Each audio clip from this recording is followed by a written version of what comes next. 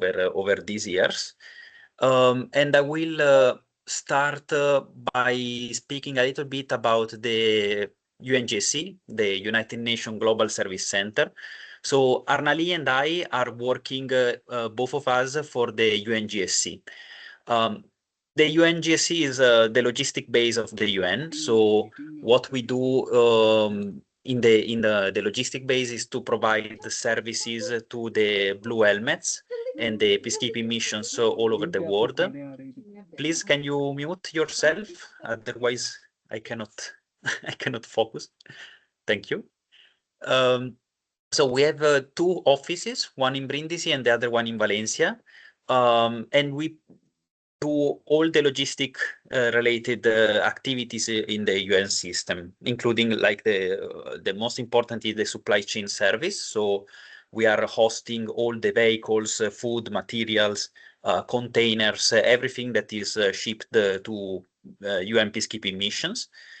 Arnali and I are working for the service for geospatial technology. So we are basically producing geospatial services for the missions. So topographic maps, geospatial applications, and so on.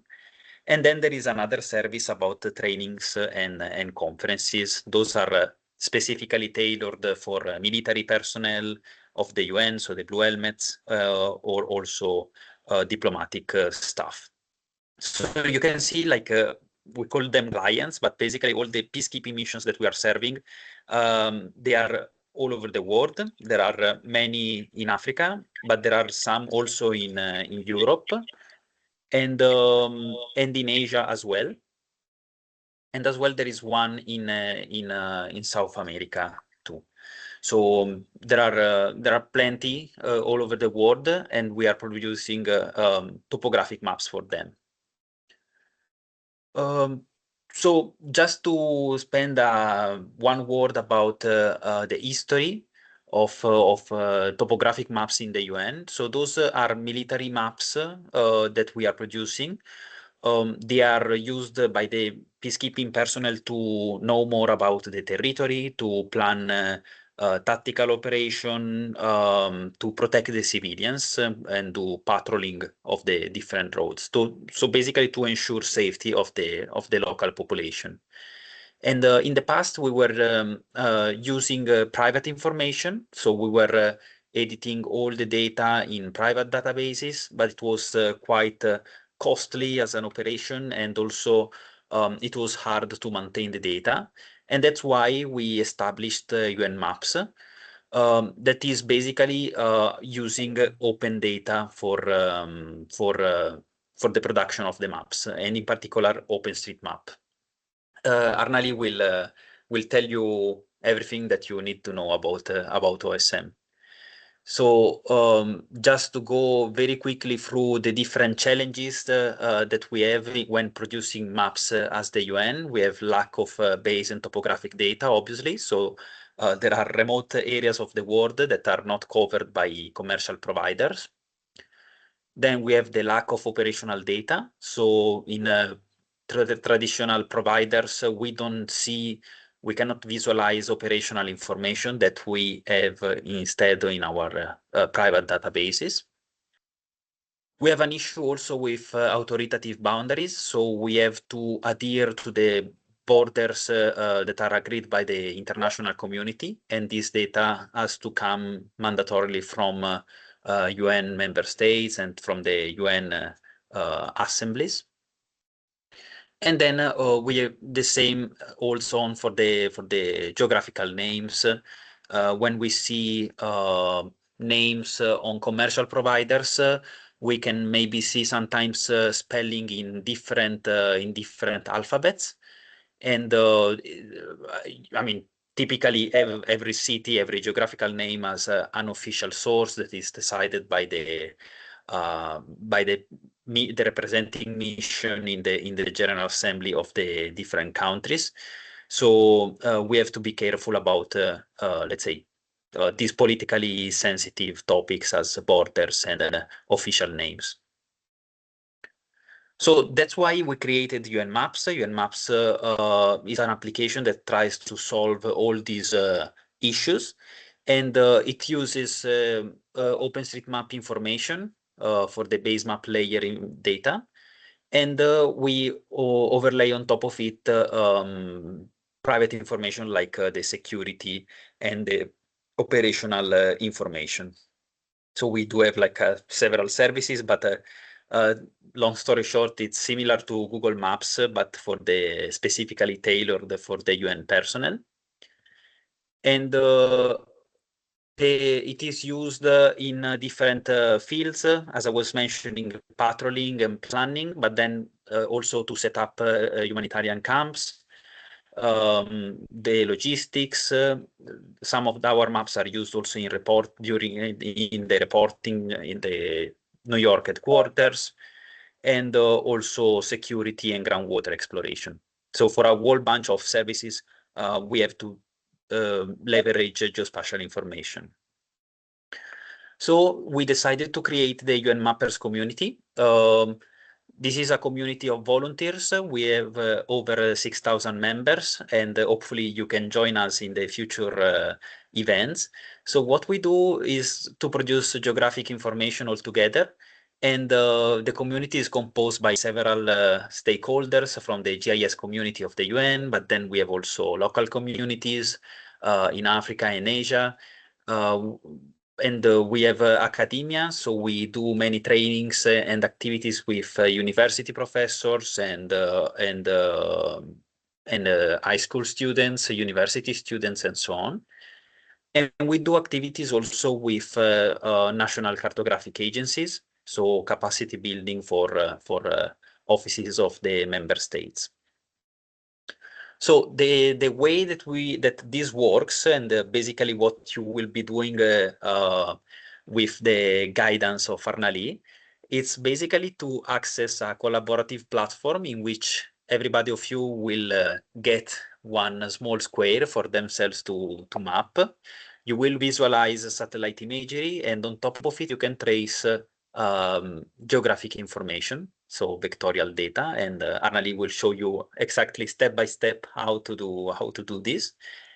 And then after you finish the session, internally in the UNGSC, we have a team of GIS professionals that will validate your data in such a way that your data will be high quality. And this data can be used later on to enhance the UN Maps services that we are providing to the peacekeeping missions. And a side effect also of all these activities is that the data is open. So all the data that you will be providing, it will be stored on OpenStreetMap. And this is beneficial also for local communities because they can take the data that you will be ingesting and develop their own geospatial applications with the data that is open and available to everybody. So this is like kind of a win-win situation in which we are both editing the map, but we are also helping local communities developing their own applications. Okay, I will be very brief on the UN Mappers activities. We do organize training activities like this one, hopefully to train better mappers and to have higher quality data, and also to engage with more contributors. We do have a learning hub that is an online website. You can find it at maps.un.org/learning.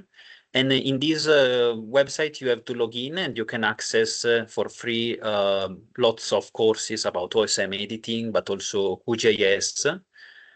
So this could be useful to you. And the courses are available in several languages. And then we do have, oops, sorry. We do have mapping. So contributors can map from their laptops, as Arnali will show you now. But there are also other possible activities like mapping on the field using smartphones, or also collecting street level imagery, always using smartphones. So there are like some activities that allows you on OpenStreetMap to generate data on the field rather than working remotely from your computer. And then we have communications, social media. So most probably you already saw all the UN Mappers social media. We are present on all the platforms. And we do organize monthly sessions called the Mappy Hours. So if you follow the social media, you will see when we are organizing the next Mappy Hour. And we also award every month the Mapper of the Month, choosing among the most active contributors and enablers, let's say, of the UN Mappers community. We do organize sometimes UN Mappers activations. So when we have some urgent projects, we actually have a Discord channel that you can join. And you can easily find it in the UN Maps website as well. And the website is maps.un.org. So here you will find all the links that you need to further engage with the UN Mappers community. And that's it. So it was like a very quick introduction to UN Mappers. But yeah, I wanted just to give you a little bit the idea of the work that we do, and also the work that you will be doing. So because you are going to help us achieving these goals. So I'm very happy to have you here, and I will give the floor to Arnali so that she can start from here. Sure. Thank you. Yeah, thank you so much, Mikel, for that introduction to UN Maps. But yeah, maybe we can entertain one or two questions, quick questions, anything, any clarification you need from UN Maps before we go to our OpenStreetMap training, which is, yeah, will be a lot. So yeah, let's see. Yeah. Okay, if not, again, please feel free to use the chat to ask any question. Oh, I see a raised hand from Harry Nomena. Go ahead, Harry Nomena, if Uh, you want to ask a question. Thank you. My question is about the how volunteers contribute to UN Map. May you give us more explanation about that? If I have a project to map my country, for example, so uh, what how to do that? Yeah, the to manage to organize that. Yeah, thank you. Okay, thank you very much for the question. So let's say when we usually open projects in the different countries after we have some interactions with UN agencies or UN entities that are asking to map certain areas. I didn't read where you are from, but from the From name and Madagascar. surname, I think Madagascar. Yes, Yeah. I know because I mean you have like very long names and surnames, and we Yeah. actually had in the past one project with UN mappers in Madagascar. We mapped all the road network of the Vakinankaratra region. It was like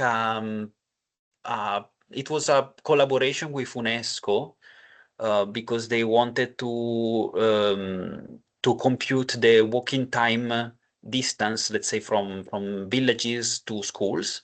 Because I mean schools, I mean in that region, kids are walking all the way from their villages to schools. So we helped the Ministry of Education to compute, let's say the coverage of education in the area.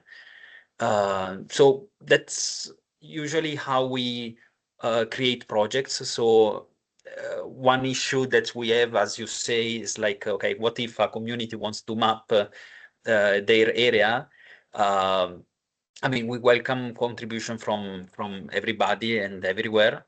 And as a matter of fact, now we established these UN Mappers ambassadors and chapters program in which we take some people from the local communities and we kind of help them to establish local mapping projects in their area. So this is something that we are exploring as well. But the majority of our activities are in support of peacekeeping missions. We do have now mapping in Somalia, so we are supporting UNSOS that is operating there. But in the past, we are and also nowadays, I mean, we do have also peacekeeping missions that are operating in Central African Republic and Democratic Republic of the Congo.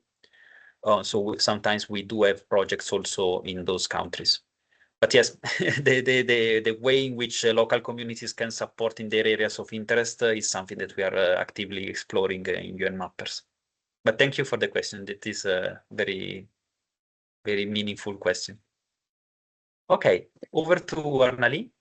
Sure. Yeah. Thank you so much, Mikel, and also yeah, thank you for the question, Harry. I'll just call you Harry. So yeah, as yeah, Mikel mentioned, yeah, we have also different priority countries where we map, of course, collaboration with different peacekeeping missions of the UN. So yeah, for this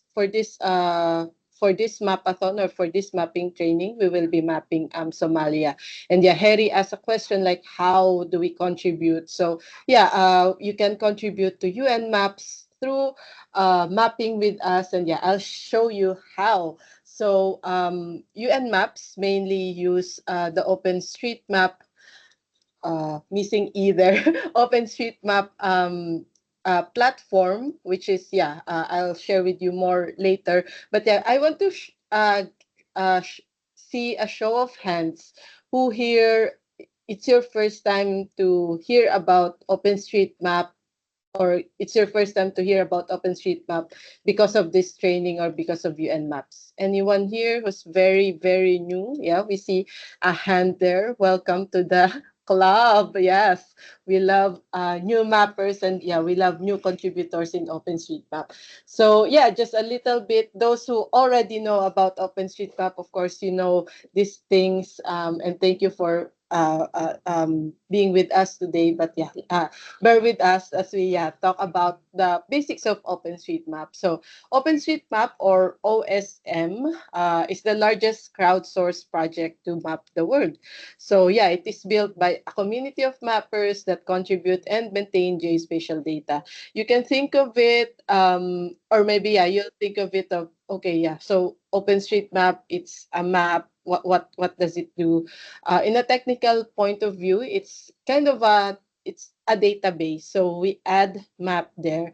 And yeah, to make it maybe more simpler, is that OpenStreetMap is like the Wikipedia for maps. So in Wikipedia, it's a great source of knowledge, text, that you can read. So like Wikipedia, OpenStreetMap is like that. People can contribute not to articles but to map data.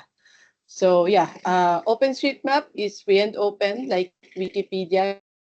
You can contribute anytime, anywhere. So OpenStreetMap is licensed under the Open Database license, or ODBL. So with OpenStreetMap, you are free to share Sorry, anything that's Arnali. there. I don't know Mhm. if you are sharing the screen. I should be. I'm not. Oh, okay. Sorry about that. Okay, now you can see. All right. Sorry about that. Hopefully, you've hear what I said. But yeah, again, OpenStreetMap is under the Open Database license. You are free to share any data or anything that you see in the OpenStreetMap platform, to copy, to distribute, and use the data. You are also free to create, to produce works from the data, and also to adapt or to modify and transform the data that's already there. So yeah, OSM data also allows any uses, both commercial and non-commercial. But yeah, there are two conditions.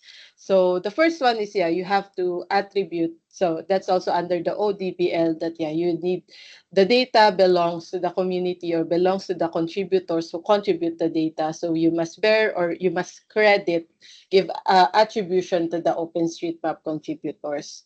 And also you must share alike. So anything you put in OpenStreetMap, or any product or data you derive from or modified from the OpenStreetMap data, is you share it as well. That means that yeah, it is also under ODBL and it is free and open.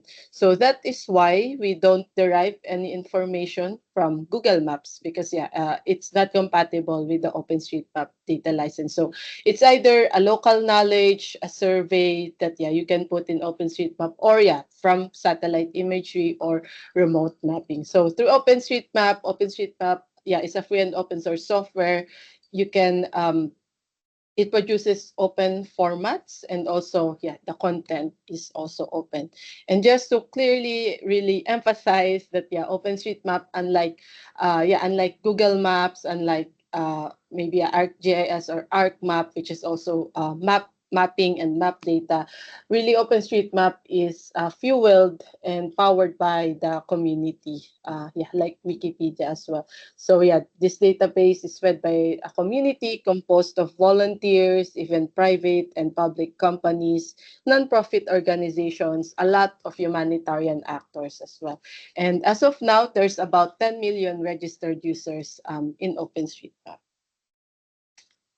Just a crash course on OSM elements, tags, and change sets. So the OSM data model.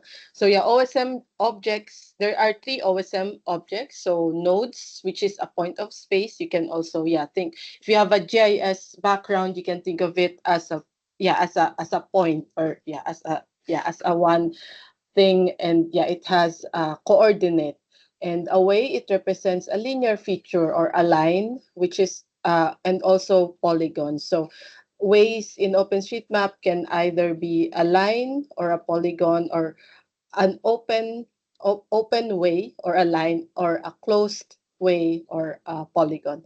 And then the third one is relation, a more complex one. Even me, I'm not very expert on this, but relation defines how other elements interact together. And I'll show you some example of these OSM objects. So just a brief rundown. And then like GIS software, there are tags, or there are information about the feature, about the node or the way. So tags describe the actual things of those objects, and it has a key and a value string. I'll elaborate more later. And then the last one is since it's a collective information, since it's done by a contributor, we also have a change set, which is a collection of information related to the editing activity. So this is an example of a node. So it's a point. It also has a tag. So here you can see that the tag is place equals Hamlet. And as you can see, that there is the location or the coordinates of this point. There is also the contributor or the mapper who mapped the feature. And there is also a change set. So the change set, as mentioned earlier, it's the information about the editing activities. So here, UNG user GSC ISO IPSA shared or said that they added a Hamlet. So the other OSM object is a way. So you can see this one is a line, actually a road or a highways, a secondary highway road. So it's an open line. And you can see all the tags here, all the change set, and also the um the mapper. You can see that this a way is consist of of a multiple nodes. And then another way or another object, which is a way, is a polygon. So this one is a closed way that make up the feature. So you can see the tag here is a land use residential. Usually there's also a tag which is area, and then yes. So this is the key, and this is the value of that.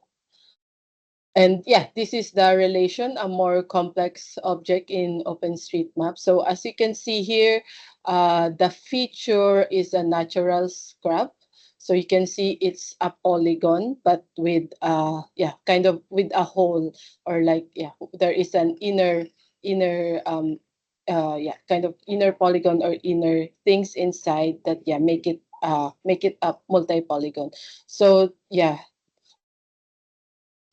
And then yeah, so the tags, as we've seen in the previous ones, it describes the meaning of a particular element. So OpenStreetMap has a free tagging system. You can actually put any key or any value you want. But yeah, as it is a community and a consensus, yeah, we also have an established key and also the value of those keys. So the key, it represents the general context or topic of the feature you have. So for example, here we can see one of the tags is ADDR colon city. So this is the address city, that's the key. And then the value of that, which represents the specific thing about the key, is New York, or the name of the city. Uh, so yeah, this the key or the tags in OpenStreetMap are defined and documented through the OpenStreetMap wiki. So here I am showing a documentation of the highway tags or highway convention tags in Africa. So yeah, all of the documented and also established tags can be seen here in this OpenStreetMap wiki. Yeah, so this one is an example of a change set. So yeah, a change set is a collection of the information that has been used. So in one editing activity, you can have multiple different edits or features that. So for example, in this one, the user added no added yeah added this feature, added a way, and they can also have different types of way or different edits in that, and that makes it a change set. So for our purpose and for our tracking activity, for your contribution in UN Mappers, our change set will always have the hashtag UN Mappers, and then a descriptive text on what you added. So we already put it in the change set comments. You can modify it as well later. But I will show you in a bit how to edit in OpenStreetMap. And just to mention, we are doing OpenStreetMap or editing in OpenStreetMap through the ID editor, but to also introduce, we will be using the hot tasking manager, humanitarian OpenStreetMap team tasking manager. This is the ID editor here is also built in, but the main difference is that we use this because this is a lot of us will be editing, and of course we don't want conflicting, like duplicate edits during our mapping exercise later. So this is kind of a project management, or project management platform for editing in OpenStreetMap. And all of that, as Mikel mentioned, I just want to plug in. If you are new to OpenStreetMap, we have this UN Maps Learning Hub. We have OSM Basics and OSM Advanced. It's multilingual, and you can just go to maps.un.org/learning to learn more about OpenStreetMap, to start your journey. Everything that I discussed earlier is also here. And in UN Maps Learning Hub, we will be able to provide certificates once you complete the courses. So these are our courses, or the available courses in the UN. In the UN Maps Learning Hub. So these three will be available for public, while this one, the UN Geo Portal Basics, will be for UN staff only. So this is, is there any question yet before I move on to the OpenStreetMap demonstration? I see here, may we have the presentation at the end of our meeting, please? Of course, Harry, don't worry. We will share it with you, as well as the links that we shared earlier. How do we, from Astute, how do we double check the data given by a mapper if it is wrong? Because I can also insert items in OSM. So what if I am wrong? So that's a very great question, because as I've mentioned, OpenStreetMap can be edited by anyone else, but we have validators, or people who are checking the data that's being added to OpenStreetMap. Actually, there is a data working group to check the kind of bigger vandalism, and also we have the local community to to check the area being mapped. And as I mentioned earlier, your sources to editing OpenStreetMap will be based on your local knowledge. If you have a knowledge of that area, then put it in OpenStreetMap. If you see it in the satellite image, I'll show later, then you can edit that in OpenStreetMap. So you don't. So if you see like a house, you can add that. But if you're not sure that it's a restaurant, then you don't want to want to put that. So yes, we are also recording the session. So I'll share.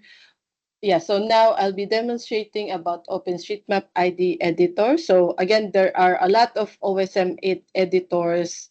We will be using the OpenStreetMap ID editor development in OpenStreetMap. So you can see when you log in, if you click on anything, you won't be able to edit or anything, because um, you have to enable the editing here. So let's do that. But the edit button will be accessible, or will be enabled once you zoom in, because you don't want to I mean, you can edit so that you zoom so you can edit. So for example, here I have edited. So if you see that it's not, you can enable it, you just need to zoom in. So, for example, here I zoomed in, and now I can edit. So you can see there is a panel, the editing panel at the top. These are the settings, these are the information, and this is forget the name, but this is the features panel. So here if you go to the edit, and then edit within browser, this is already the ID editor. And then on Friday we have edit with JOSM. So if you want to know more about editing in JOSM, you can do that, but for now we stay with the in browser ID editor. So I won't be discussing anything here. Let's go here to the settings panel. So here you can zoom in, zoom out. You can also shortcut to zoom. You can also click this to go to your location if you have the location services enabled in your browser. And then you can have different background setting, Bing, S3 World, anything. But for this mapping, we will use the Bing Maps aerial imagery. You can also check the map data. You can map notes is like so there are no map notes. So these are kind of more advanced, but one thing I'd like to show here is you can go to the question mark, the help, the very bottom. So if you, for example, you go to this training and kind of like want to go do a walkthrough on OpenStreetMap, to learn more about all these features in this panel, you can start the walkthrough here. So you can always find the help during your editing. And then if you want a brief refresher on how to edit in OpenStreetMap, you can do that. And then here you'll see the features here, or you'll use this once you are editing. But for example, if I click here in one of the feature that has been mapped, I can see I can edit it. Actually, I can move, but I will not do that. I can move that, and I can see that, oh, this is this is a track or land access road. Yeah, you can see other fields or other tags about the road here. And then, yeah. So yeah, let me just demo an edit in OpenStreetMap. So as I mentioned earlier, a node or a point, you can do a point here. So the point, we commonly use it for points of interest and yeah, also places. So for example, if I click on point here and I do a point there, yeah, I will be asked to add the feature type or what would be the tag. So for example, this is just an example. Yeah, this is a gym fitness. So yeah, I'll do it like that. Then yeah, I have to delete it because it's not. So yeah, it's yeah, just don't bother yet about the satellite imagery. I'm just showing the different feature that you can add. So yeah, line, you can do a line by clicking it, and yeah, as you can see, I'm doing a line. So for example, there is a waterway here.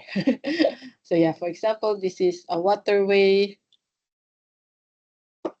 I can search for waterways, and then yeah, it gives me values of the waterways, like for example a stream, a river. So for example, we put it like that. So yeah, you can see there is also a rendering like the legend of this line. The waterway that I map also change. So yeah, that's the line. And then, yeah, as mentioned earlier, a line can also be closed.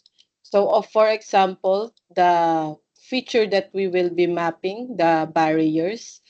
Yeah, so we usually map barriers as a closed, it can be an open way or a closed way. But yeah, it is a line. It doesn't have an area because we will just be mapping the wall or the barriers itself. Yeah, so yeah, just the last one for the area. So you can see the difference when I use the line and I enclosed it. Yeah. So you can see that this one is an area, and yeah, you can see there's a kind of transparency here, which means yeah, it is mapped and as an area. So we use the area to to map, for example, buildings, land cover, and land use. So yeah, we do that. So for example, this is, let's see, for example, a building, just to have to give an example. So yeah. Yeah. So as you can see, once you add a tag in the in the feature that you map, the for example, here when I add waterway, it changes to the rendering. And when I add the building here or the tag here, it becomes red. So yeah, if a feature that you map is just like this, that means it is needing a tag. And yeah, you can't upload your change set because yeah, I mean you can upload, but yeah, there will be an error because yeah, it needs to have a tag. All right. So yeah, for example, we're done mapping. Just for an example, uh, this is where the change set goes. So you can see a save in the upper right corner of the ID editor. And yeah, you put here like your change set comment, like a descriptive information about what you did, the building, for example. And yeah, I can also have a change set, a hashtag, whatever. Uh, yeah, you want to do to track your edits, and then yeah, as there was a question earlier. Yeah, what if I'm not sure that it about the edit that I made? You can always click this. I would like someone to review my edits. And yeah, if you are a new mapper, we highly encourage to also click this, tick this. I would like someone to review my edits, so that yeah, don't be afraid to tick that, so that yeah, you can also get feedback from people, yeah, from expert mappers about your mapping. And then, yeah, once everything is done, you just click upload. But for this, I will not click upload because, yeah, this is just, this is a kind of a dummy just to, just to show you what, how to edit in OpenStreetMap. And yeah, as I've mentioned earlier, we will be using the hot tasking manager. So I'll share the link here. So yeah, please go to the hot tasking manager, and then on the, just like out myself, on the upper right corner there is a login and a sign up. So once you have an OpenStreetMap account, you don't have to sign up here. You just click login, and then there will be here, because I already authorized, there will, when you click login for the first time, there will be a text here that asking you to authorize, and then you just click authorize, and then you will be logged into the hot tasking manager. All right. Is everyone in the hot tasking manager now, or any questions so far?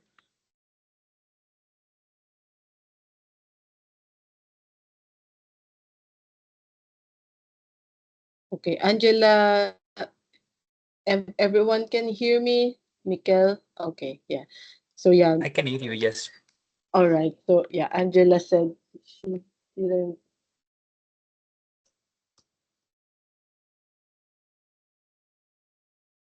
Okay, so yeah, everyone here in the hot tasking manager. Sorry, I tagged the. We have a question from Mohamed. Can we use Geo AI technique for drawing? Drawing. I'm not sure how to answer that. Would you like to take that, Mikel? Yes, so there are some tools that allow you to use artificial intelligence to automatically detect geometries and tags. It's called RapID. It's an editor developed by Microsoft. And basically what they do is you can select, I mean, it's not, you are not ingesting data automatically with AI, but you are just well, Arnali, maybe you can try to see whether it's whether we selected it for the project. So if you go on editor, maybe you can select also the ID, the RapID editor. All right, yeah, just to demonstrate. I don't know if it is already included. Yeah, it is. Yes, so you go back to the project.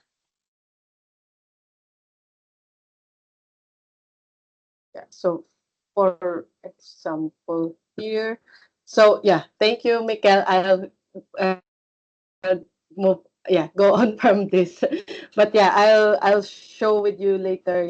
So you can see that Mikel was talking about the rapid editor. So on the bottom of your screen, once you have the project with you, you can see different editors that you can use. So yeah, for the purpose here, we will just use ID editor.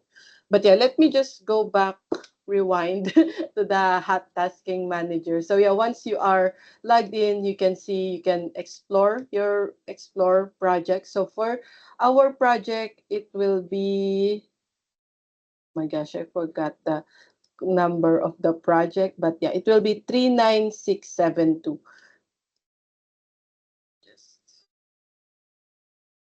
So yeah, when you put explore projects and you put the name 39672, it will automatically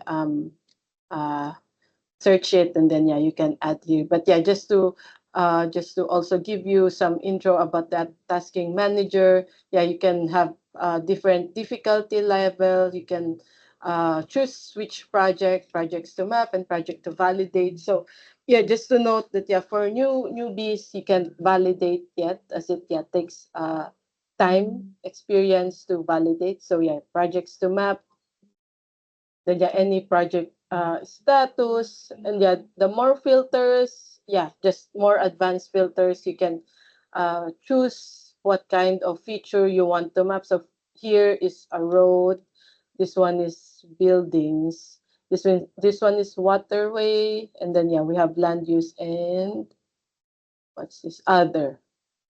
So yeah, if it's not a road or a building or a waterway or land use, you can put other. But yeah, you can also yeah, do search for the campaign, the organization. So for example, UN mappers here. So yeah, there are different, and yeah, the location.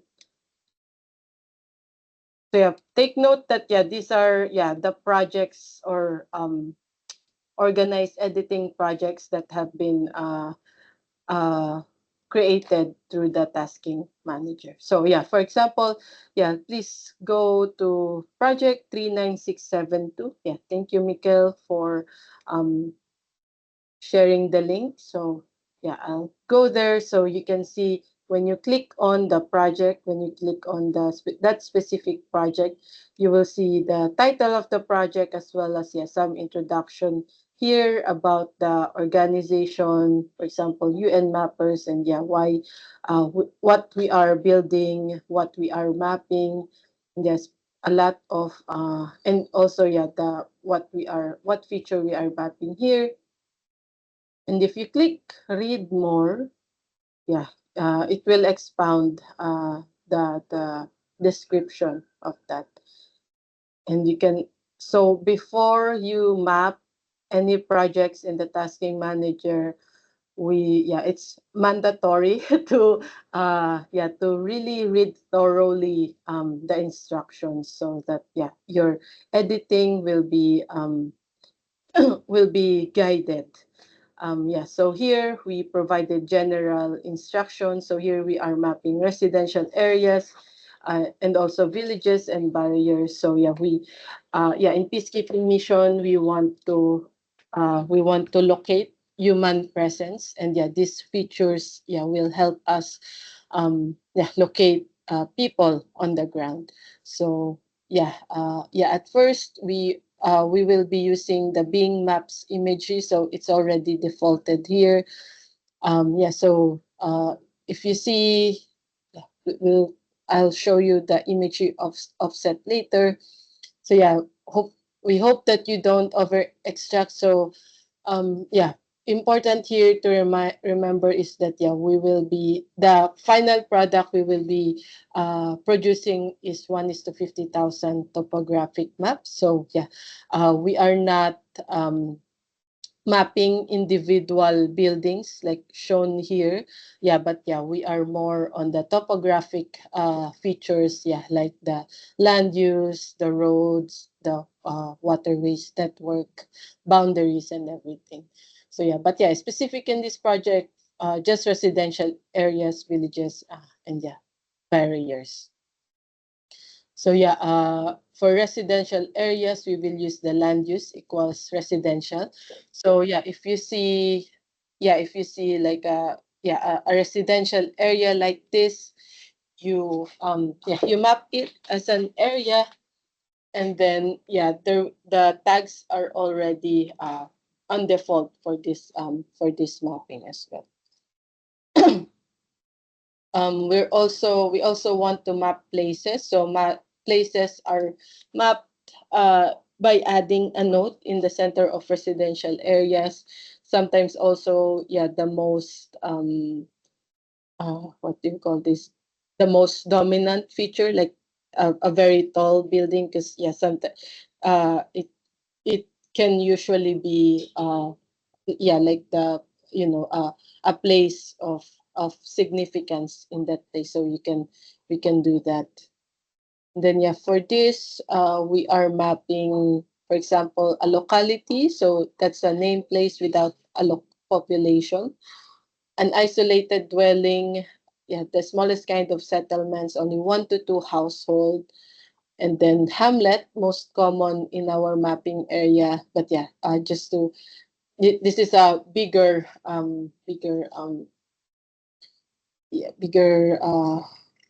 bigger place than isolated dwelling. And yeah, a village, and then yeah. And one of the most common barrier that we see in Africa are hedges. So yeah, they are very relevant for navigation purposes. Some of them, yeah, can be cropland. Some residential areas or houses as well is enclosed in a barrier. So yeah, we map barriers as a way or as a node. So it can be a closed way or an open way. So like this, so we use the line. We don't use area here. So we use the line for um, mapping barriers or hedges. So you can see here, this hedge is uh, is a is a open one. So if you see, it doesn't necessarily that you close the hedge. It can be an open hedge. So as you can see in the building in the sample here, this is what a hedge looks like. So you can see it's really like a very established wall. That's why we call it a barrier. And yeah, when you see like there's like two hedges here. So you can see there's a hedge or there's also a wall here. There's a barrier. You don't need to map it. You can only just map the outer walls or the outer barriers. Okay, so yeah, this one, very combination of lots of hedges or barriers. Again, we just map the outer ones.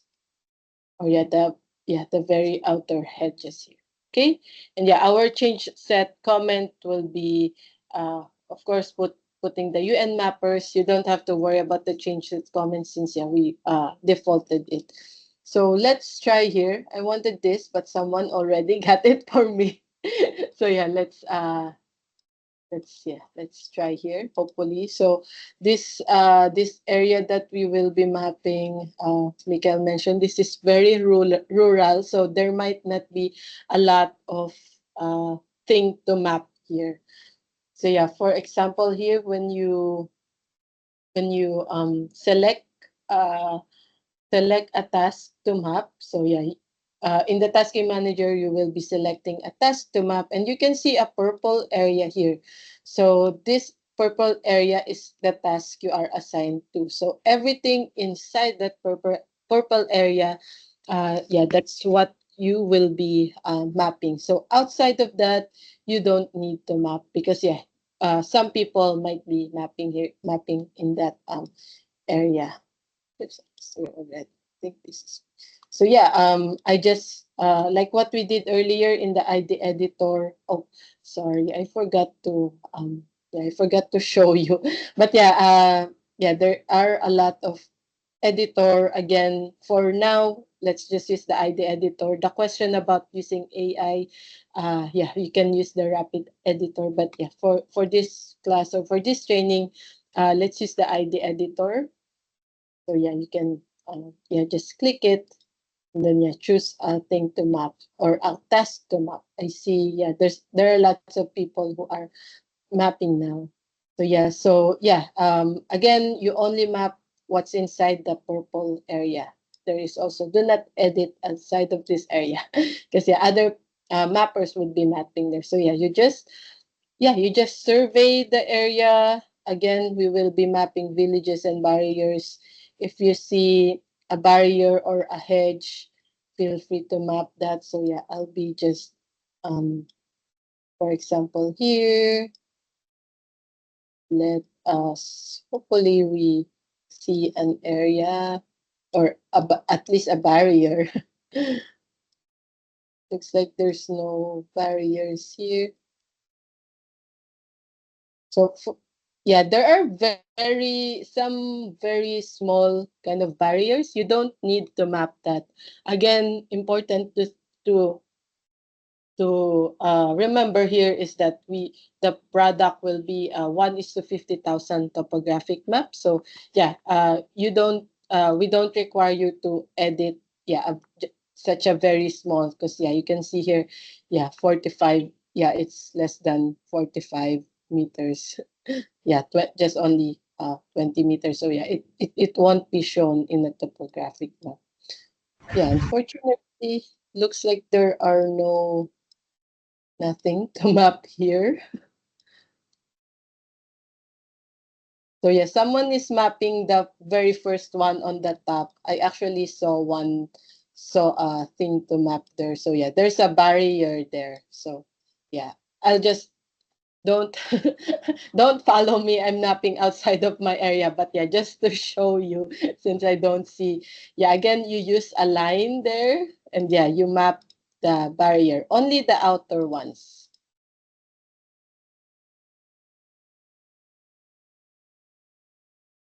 Yeah, so I'm not mapping very good here, but yeah, just for demonstration purposes. So yeah. For example, this is a barrier, and yeah, as you can see, there is already a predefined set here, which is yeah, I can put as a hedge. But yeah, I will not again, and yeah, once you're done surveying your task and there's nothing else, yeah, you can put on save. But yeah, for this one, I will not since it's outside of my area. And yeah, so looks like here there's nothing to map, or there are features, but yeah, it's not the feature we are looking for, which is villages or barriers. So you can go to completion here, and then there's a question: is this task completely mapped? Yeah, as I've seen, there's nothing to map here. I can click yes. And yeah, if you're not sure that and you want a second eye to check the task, you can always say no. And yeah, you can leave a comment here like, yeah, I'm not sure. So yeah.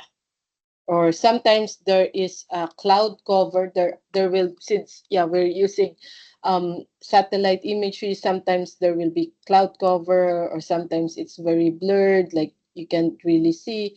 You can put like that. The imagery is bad there. So for this one, yeah, I didn't really map anything. So, or there's nothing to map here. Although, let's see here. Yeah, there is kind of a barrier here. But yeah, it's looks like it's yeah, very old, or yeah, not really maintained. So yeah, I'll choose not to map that.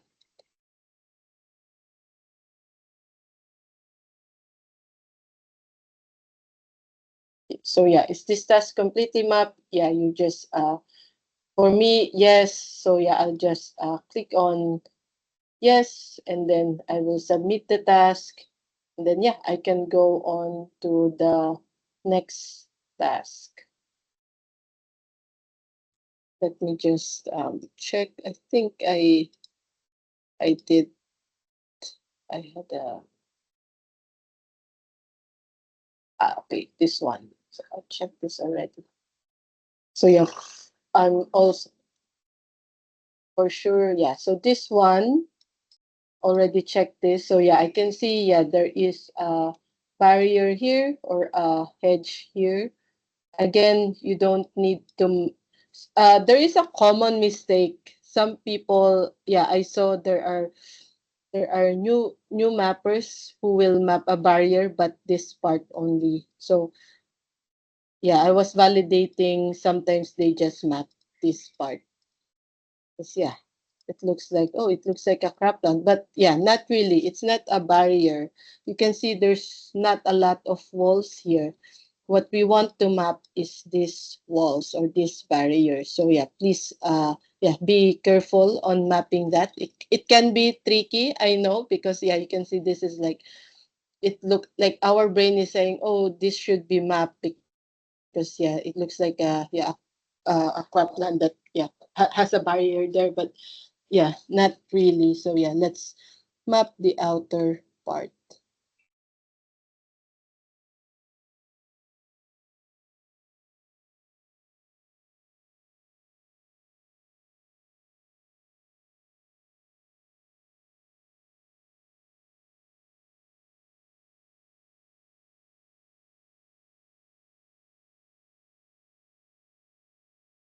Okay, so again, we just want to map the very outer barrier.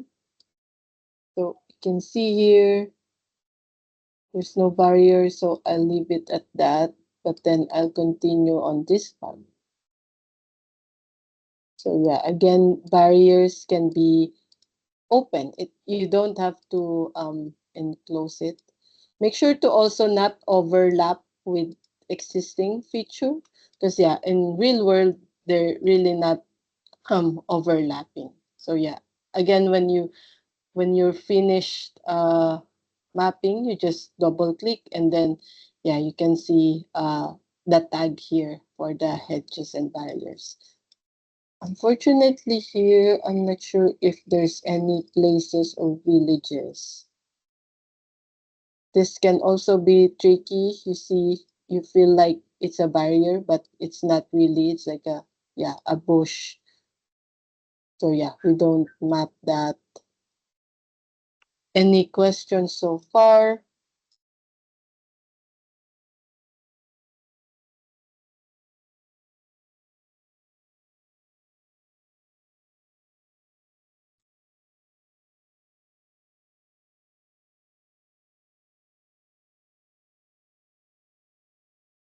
There's a question for Mohammed. Thanks for answering another. So another question. When mapping, what is the satellite imagery? What's the satellite imagery capture date? Yeah, we use. Is that is that kind of a matter for year of the satellite imagery? So yeah, so for this one, we are using Bing. We don't really have for the ID editor. I don't think there is a way to know when is the capture date. Mikkel, correct me if I'm not. But yeah, I think in JOSM there will be the capture date of when the imagery was captured.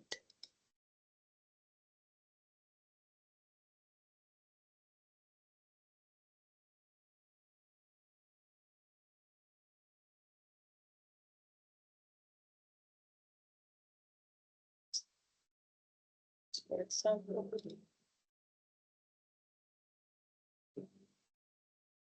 Oh, there you go. So yeah, this one, very nice.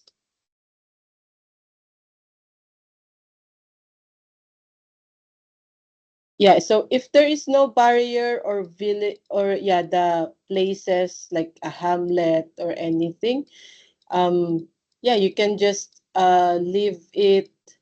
If you want additional, you go to the completion part, and you just put yes. And you can add a comment, no barriers or villages present, something like that, so that the validator also know that you didn't map anything, because you didn't see anything. So it's a good practice to comment why. But in my task here, I did, there is about villages or barriers, so I will not put here. So please, you can now complete the task. The task is complete, and put the comment here, and then you can submit the task.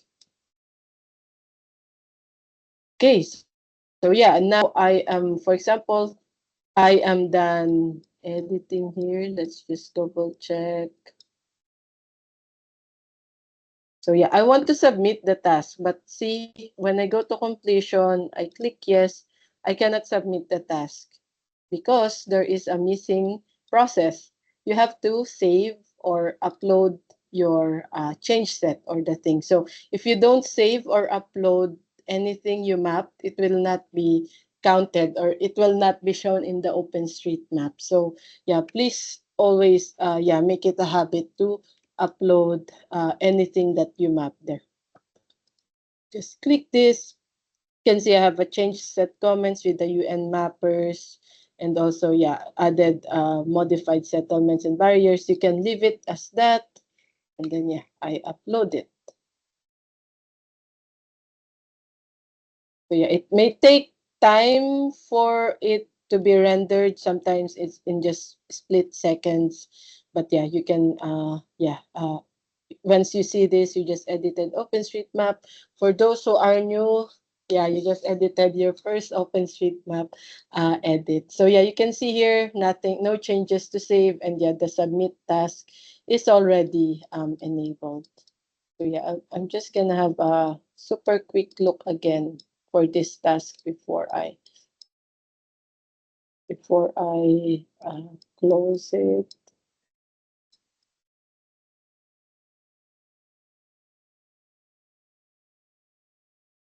Any other questions?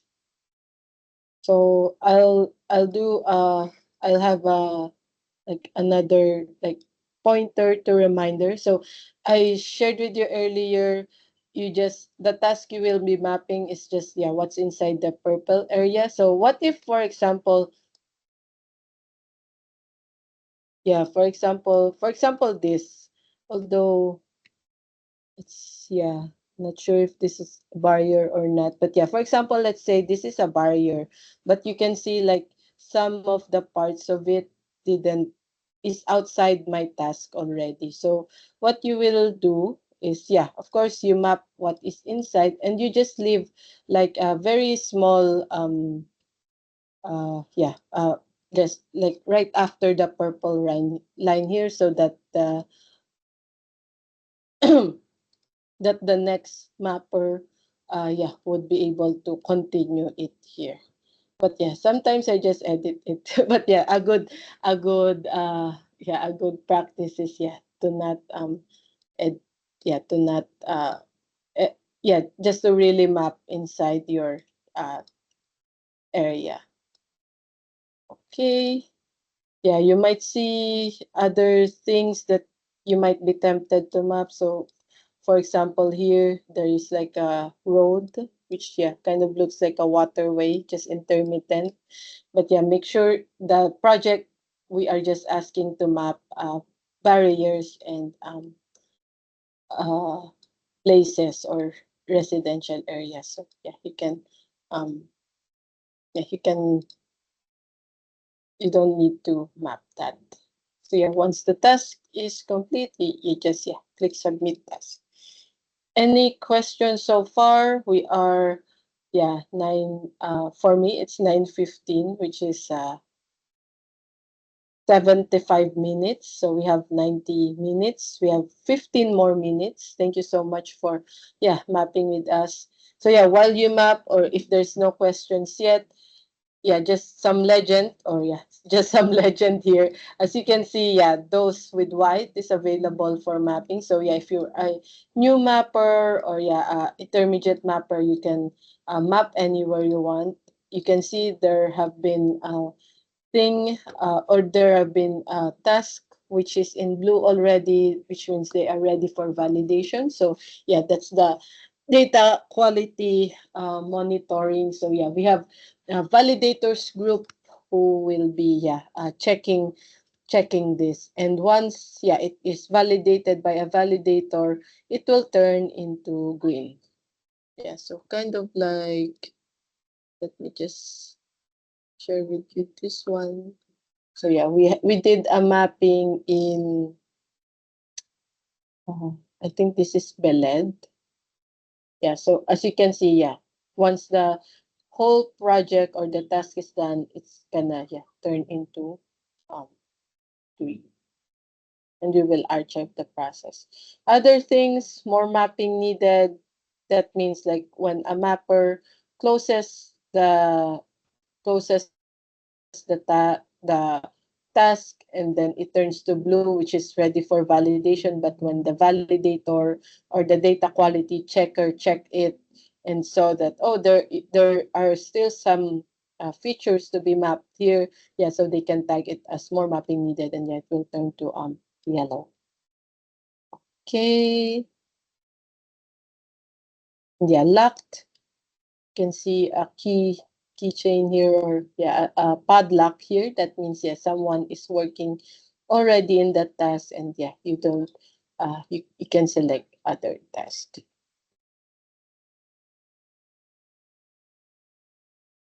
Do you have any specification for mapping territories? I'll pass it to Mikel to answer that question. So you mean specifications like instructions? Mary, would you like? Yes. So yeah, we do have instructions within each project in the instructions tab. Otherwise, also in the Learning Hub, we have a full guide on how to interpret features on the territory. Because sometimes there may be some differences between desertic areas and wet areas that are like more tropical. So there are some differences there.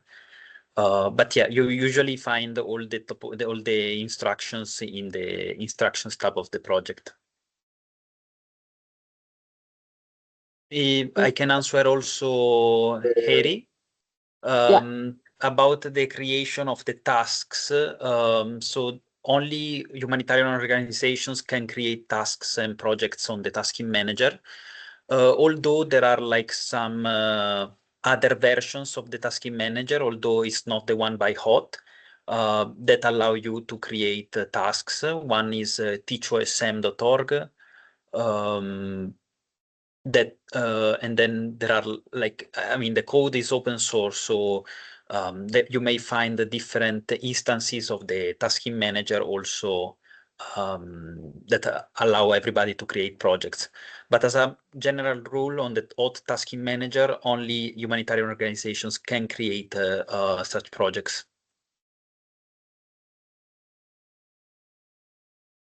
All right. Thank you. Any other questions? We have 11 minutes left. Or anyone would like to share any tips or tricks when mapping? Do we have expert mappers here, advanced mappers, or experienced mappers? Any reminders from you? Or yeah, from our new mappers, would you like to share how's the experience so far in mapping in OpenStreetMap or yeah, mapping with UN Maps?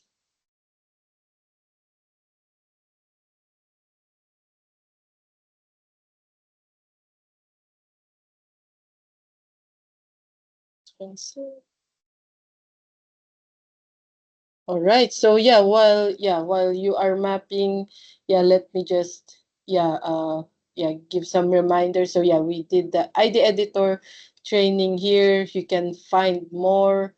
You can find more, or you can learn by your own self-paced through the Learning Hub. Yeah, we have a ID quick guide there. So it has the OpenStreetMap editor's ID and also JOSM. It also has the basic getting started with OSM, everything that I shared earlier on the tagging, the change set, the OSM objects and everything. And what's good here is there's also OSM quiz where you can check what you have learned. There is a question from Anthony. If another mapper had mapped a non-existing feature, is it advisable to delete it? Um, there might be. So I think it may depend on the feature that has being mapped because there are some features the satellite imagery changes, right? So maybe you can check the feature, you can check the tag on the feature, and some descriptive things there. There might be some who mapped a settlement there, which is no longer existent, or there are things that you're not sure yet if it's really there. If you are a newbie mapper, you don't remove it because there might be some historical information about that. So if you see like you're really sure that there is a building, or there is like a map water for example a map road, and you're really sure that it's not really there, then yeah, you can remove it or delete it. How will we validate the mappings we've done? Will we validate them ourselves, or is there someone other task authority or team that will handle the validation? So yeah, the validation will be done by not you. So so there will be a validators team that we have in this project. So yeah, it will not be done by you. So you already map, so that means other people will be validating what you map. So yeah, you can't validate what you map because that will be kind of maybe a conflict of interest, or we need other eyes to check what you have mapped. So don't. So me, for example, I'm already a validator, but I can't map. If I click here, this task was mapped by you. So that means the platform is telling me that you cannot map what you validate. So I can validate other tasks that is not from me. Yeah. Thank you for the question, Aziz. From Mr. Lengwe. Hi, how do we receive this task? Do we randomly log onto the platform and start mapping, or we have to wait for instructions from you? Yes, for UN maps, we will be mapping this project, project 39672 for villages and barriers. So maybe, for example, this has already been mapped, or this project has been completely mapped, then you can actually explore other projects in the tasking manager. Yes, for those who are new here, you can just go for the difficult level, easy. So you can contribute to other disaster response, or you can always you can also do your neighborhood mapping. When you go to OpenStreetMap.org, you can go to where you are. Then you can do some mapping within your neighborhood. So for UN maps, this will our project would be the project 39672, and we will be sending an email for the follow-up and reminders. Thank you for that question, Mr. Lengwe. From Eugene, hello. I'm interested in expanding my skills and would like to know if there are any free courses with certificates that you offer or recommend. Could you please share details on how I can register? Yes, of course, Eugene. So in OpenStreetMap, or with the UN Maps project, we have this UN Maps Learning Hub. So we offer certificate, or we give certificates once you complete a training. So if you are new, Eugene, you can recommend to use or to undergo the OSM basics, and once you complete the OSM basics course, we can give you a certificate, and you can move on to the OSM advanced. Thank you, Eugene, for that question. And I think Harry, this was answered already by Mikhail on creating a project or a task in the tasking manager. So the tasking manager is free and open source. You can actually create your own instance of the tasking manager. So for the humanitarian OpenStreetMap tasking manager, only humanitarian orgs. So there is, like, you will have to apply as a organization or a project. So for example, you're a humanitarian organization, you can apply to create a project here. I'll also just share our email here. If there's any question that hasn't been asked, or you'd like to expound about your question, you can always email us un.mappers@un.org, and the follow-up things, or the follow-up and reminders email will also be coming from that email. So yeah, you can always